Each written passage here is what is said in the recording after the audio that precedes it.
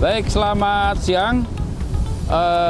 Sekarang saya berada di sini pada bebatuan yang sebenarnya terbentuk akibat pendinginan lava. Jadi Anda bisa lihat di sini, ya ini lava-lava sudah mempunyai bentuk tertentu, ya. Ini yang kita namakan sebagai kekar kolom. Bahasa Inggrisnya disebut sebagai columnar joint.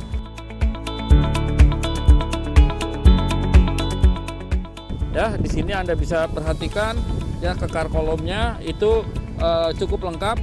Hanya saja sebagian dari kekar kolom ini terbentuknya di air.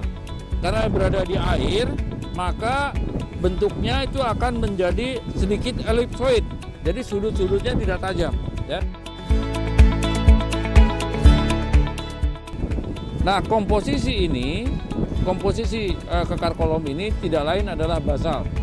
Jadi basalt itu kalau dia tidak terpapar oleh matahari, warnanya hitam keabu-abuan atau hitam, ya, hitam, ya.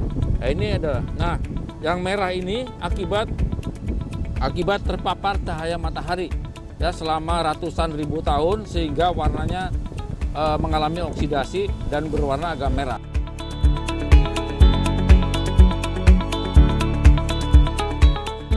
Keunikan dari tempat ini itu adalah sangat spesial. Yang pertama, kita bisa mendapatkan kekar kolom yang sempurna agak di darat.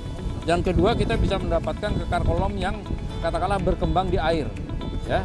Dan satu hal lagi keunikannya yaitu kita berada pada laut lepas yang langsung berhadapan dengan palung Jawa.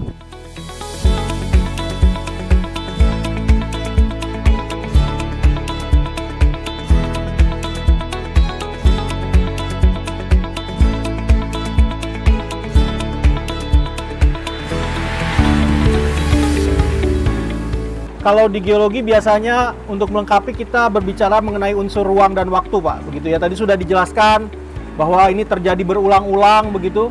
Dan seperti apa dimensinya, nah itu biasanya nanti mahasiswa geologi atau geologis itu akan mengukur, Pak, kedudukan ataupun perlapisan ini memiliki tadinya horizontal seperti itu kan ya.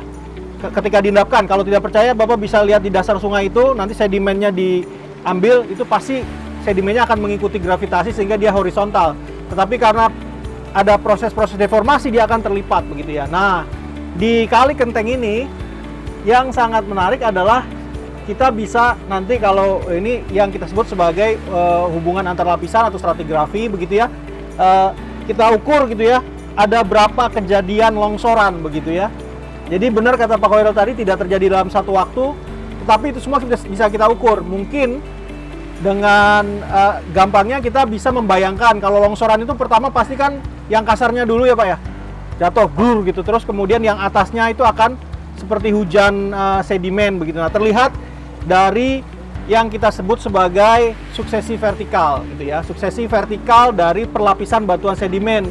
Nah, batuan sedimen-sedimen yang berlapis lebih masif gitu ya, lebih tebal dan ditutup oleh batuan sedimen yang berlapis lebih tipis begitu Pak ya. Jadi kalau ada yang tebal kemudian ada yang tipis, itu kita bisa anggap sebagai satu periode longsoran begitu. Kalau 1 mm per tahun saja terjadi yang tidak terasa oleh skala waktu manusia, tetapi skala waktu geologi seperti yang Pak Khoirul bilang 1 juta tahun, 2 juta tahun, 5 juta tahun, 10 juta tahun, ini akhirnya ya bisa terendapkan seperti ini ya, sangat masif, sangat ekstensif seperti ini. Jadi saya pikir ini sangat perlu dilestarikan begitu ya, singkapan di Kali Kenteng ini agar kita tetap masih bisa membayangkan proses-proses masa lampau ya, yang kemudian bisa kita telusuri dari proses-proses masa kini ya.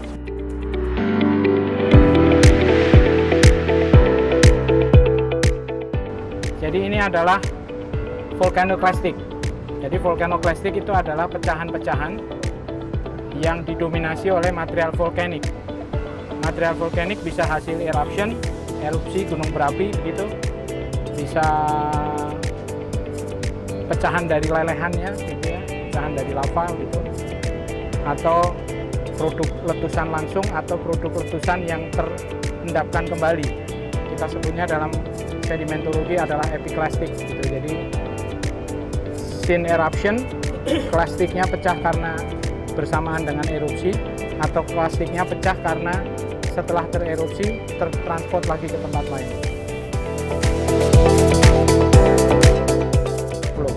Hanya beda dengan yang tadi pagi yang cenderung pasir ukurannya, yang ini ukurannya seperti Bapak dan Ibu lihat semuanya, rekan-rekan lihat semuanya, adalah gravel, adalah lebih kasar dari pasir. Pasir itu maksimum 2 mm, ini butirannya, pecahan-pecahannya besar-besar.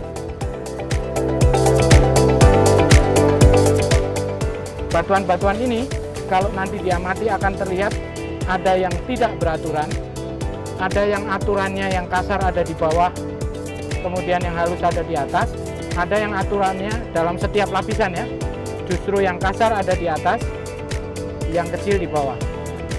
Kita sebutnya yang berkebalikan begitu, yang kasar ada di atas adalah reverse graded, yang paling high density.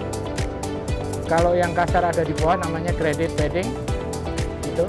Kalau yang nggak beraturan ya namanya kentang, dikelontorkan begitu dalam gravity mass flow.